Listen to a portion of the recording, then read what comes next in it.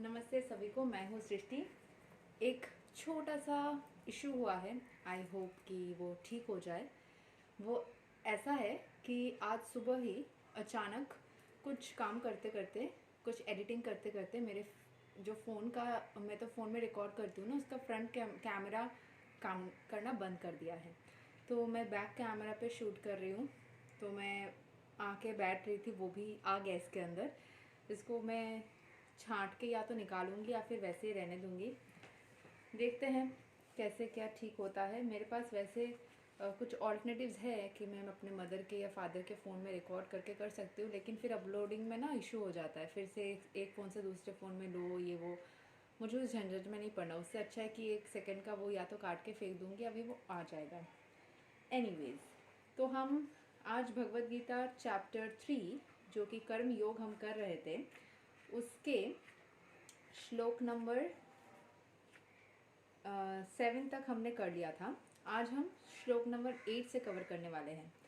ठीक है, आज मैं कोशिश कर रही हूँ जितना हो सके रिकॉर्ड कर लूँ और अपलोड कर दूँ। रोज़ की तरह पहले मैं संस्कृत में श्लोक को पढ़ूंगी, उसकी इंग्लिश ट्रांसलेशन को देखेंगे और मीनिंग को समझेंगे। तो चलिए शुरू करते हैं। नियातं कुरु कर्मा त्वं कर्मा ज्यायो हि अकर्मणा शरीरा यत्र पीचते न प्रसीद्यत अकर्मणा. Perform your prescribed duty, for doing so is better than not working. One cannot even maintain one's physical body without work.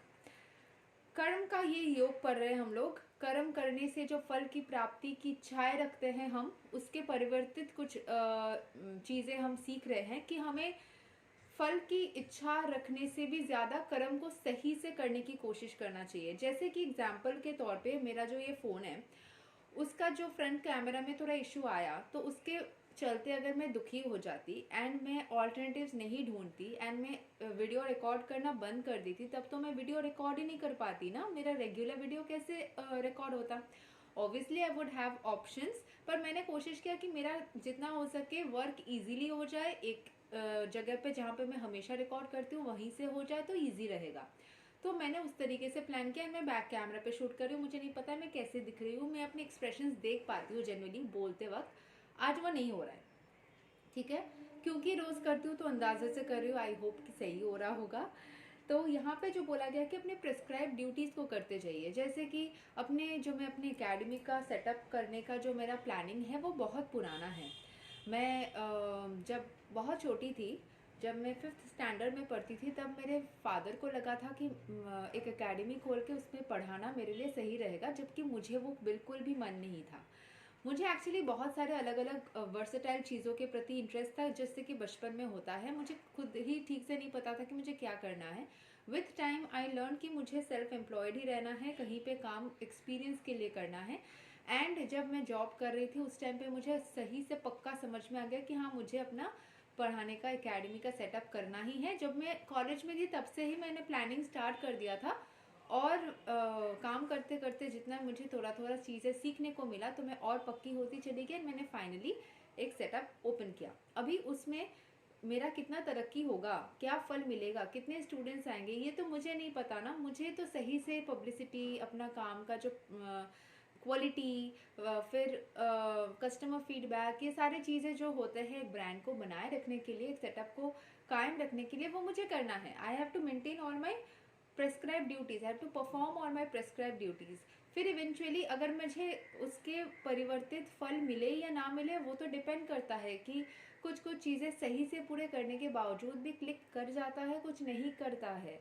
तो उसके वजह से अगर मैं ऐसा सोचूं कि अगर ये क्लिक करेगा कि नहीं करेगा, ये बंद तो नहीं करना पड़ेगा, ये खराब तो नहीं हो जाएगा, ये सब सोच के अगर मैं कुछ भी ना करूं, that would be already a failure. क्योंकि कुछ ऐसे वैसे करने से तो कुछ होगा ही नहीं, करके नहीं होगा, वो सोच के अगर मैं ना करूँ तब तो वैसे भी नहीं हो रहा है ना।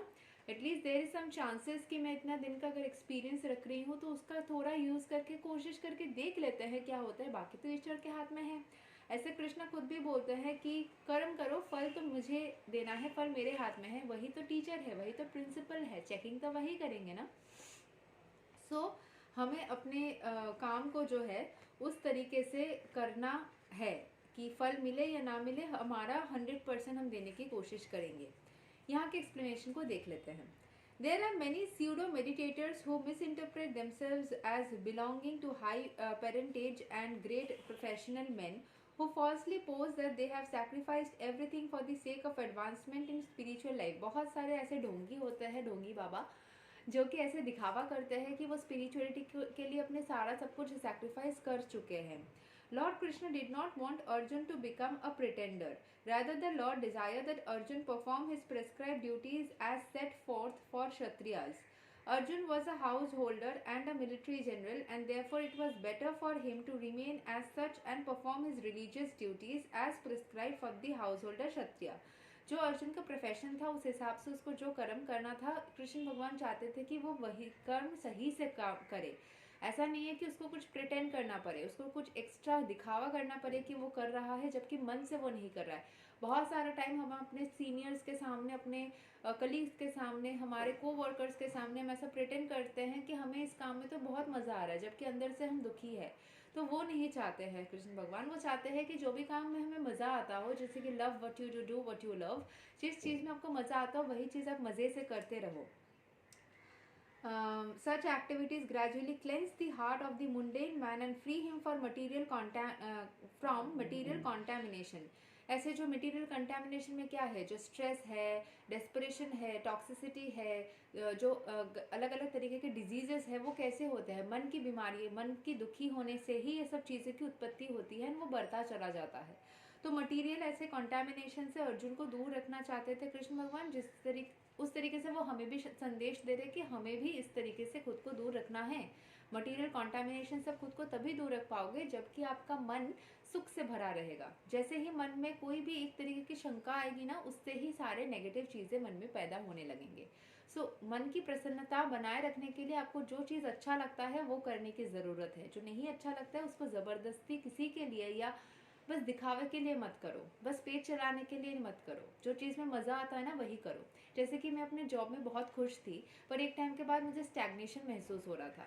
मैं वहाँ पे एंजॉय करती थी, पावर महसूस होता था क्योंकि सारे काम सही से कर पाने की एक इंडिपेंडेंस थी, अपने तरीके से कर पाती थी। बट एक टाइम के बाद ना स्टैग्नेंट हो गया था सब कुछ, तो मुझे उस तरीके की ग्रोथ नज़र नहीं आ रही थी, तो मुझे मज़ा नहीं आ रहा था।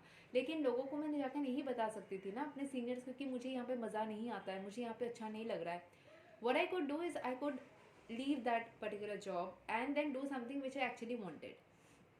सो वही करना है आपको। आपका जो प्रिस्क्राइब ड्यूटीज़ है आप उस तरीके से ही बनाओ जिसको आप करते हुए खुश महसूस करोगे, खुशी महसूस करोगे। So called renunciation for the purpose of maintenance is never approved by the Lord. ठीक है, तो सब कुछ छोड़ छाड़ देना अचानक से बस मेंटेनेंस के लिए वो नहीं चाहते हैं ईश्वर। Not by any religious scripture, कहीं पे लिखा भी नहीं है। After all one has to maintain one's body and soul together by some work. अपना पेट भी चलाना है, अपने आत्मा को भी संतुष्ट रखना है, दोनों ही एक साथ में चलाना है। तो आपको काम भी करना होगा। ऐसा नहीं बोला जा रहा है कि सब कुछ छोड़ छाड़ दो, अच्छा नहीं लग रहा तो छोड़ के चले जाओ, या फिर दिखावे के लिए छोड़ के चले जाओ, या दिखावे के लिए काम करो, कुछ भी नहीं। दोनों ही आपको चलाना है। अपने शरीर को भी आपको चलाना है, खाना पीना भी आपको अपना मेंटेन करना है, अपनी मटीरियल लाइफ को भी मेंटेन करना है, अपने सोल के पर्पस को भी सॉल्व करना है, स्पिरिचुअलिटी को भी मेंटेन करना है। तो आप ऐसा किसी एक माध्यम को चूज करो जिससे कि दोनों पर्पसेस सॉल्व हो जाए।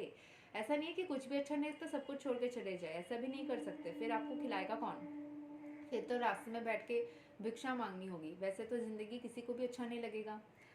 सो work should not be given up capriciously without purification of materialistic propensities. तो ऐसे अचानक से काम को नहीं छोड़ सकते आप। Anyone who is in the material world is certainly possessed of the impure propensity for lauding is over material nature, or in other words for sense gratification. हर किसी के अंदर जो मटेरियल नेचर में मटेरियल वर्ल्ड में रहता है उसके अंदर एक सेंस ग्रेटिफिकेशन, एक ऐसा नेचर आ जाता है कि खुद को सेटिस्फाई ज़्यादा करने की नेचर आ जाती है। वो चीज़ आपको ऐसा नहीं करना कि सिर्फ खुद को सेटिस्फाई करना है, ऐसा नहीं करना है कि खुद को दुखी करना है या फिर प्रिटेंड कुछ भी करना है। कि आप एक बैलेंस में रहना है जिसमें आपकी आत्मा, उसकी सोल पर्पस भी फुलफिल्ड हो, आप खुश भी रहे एंड बाकियों को भी आपके काम से फ़ायदा हो, बाकी भी खुश रहे। एक पर्टिकुलर बैलेंस मेंटेन करना है। सिर्फ सेल्फ ग्रेटिफिकेशन नहीं करना है कि अपने पर्पस को ही सॉल्व करना है। अपने पर्पस को सॉल्व करने के लिए सब कुछ छोड़ देना है, या फिर अपनी खुशी के लिए सब कुछ छोड़ देना है क्योंकि मुझे कुछ भी अच्छा नहीं लगता, ये भी नहीं कर सकते। मतलब you cannot be a person who doesn't have any moral value. आपको मॉरल वैल्यूज़ को भी मेंटेन करना है एंड अपने आप को भी खुश रखना है। सब कुछ आपको इक्वली बैलेंस आउट करके चलना है। Such polluted propensities have to be cleared. Without doing so, through prescribed duties, one should never attempt to become a so-called transcendentalist, renouncing work and living at the cost of others. तो आप ऐसे spiritual इंसान नहीं बन सकते जिसको कुछ काम ही नहीं करना है, दूसरे के पैसे से जीना है। आप वैसा नहीं कर सकते, उससे तो आपको नेगेटिविटी आ जाएगा। आप किसी और के पैसे से अपने पेट चला रहे हो ज़िंदगी भर, अपने जो क्वालिटीज़, क्योंकि ईश्वर ने सबके अंदर कुछ ना कुछ क्वालिटीज़ भरा हुआ है, उसको आप यूटिलाइज नहीं करके किसी और के कमाए हुए धन से खुद को चला रहे हो, तो फिर कर्मा भी जनरेट हो रहा है। उस तरीके से आपको समझना होगा, ठीक है। So you have to maintain the balance. जितना हो सके अपने आप को स्टेबलाइज कर लो, जितना हो सके अपने आप को अपने काम के द्वारा, अपने वर्क प्लेस के द्वारा स्टेबल रखो एंड प्रिटेंड करके कुछ भी काम मत करो, दुखी होके कोई भी काम मत करो। सुख ढूंढो, लेकिन आपको अपने आप को बैलेंस आउट करने की उपाय ढूंढनी पड़ेगी। यही तक था श्लोक नंबर 7 ऑफ कर्मा योगा। अगले वीडियो में हम श्लोक नंबर 9 को कवर करेंगे। तब तक के लिए हरे कृष्णा। मैं ऑपोजिट साइड से इसको ऑफ करूंगी। हाँ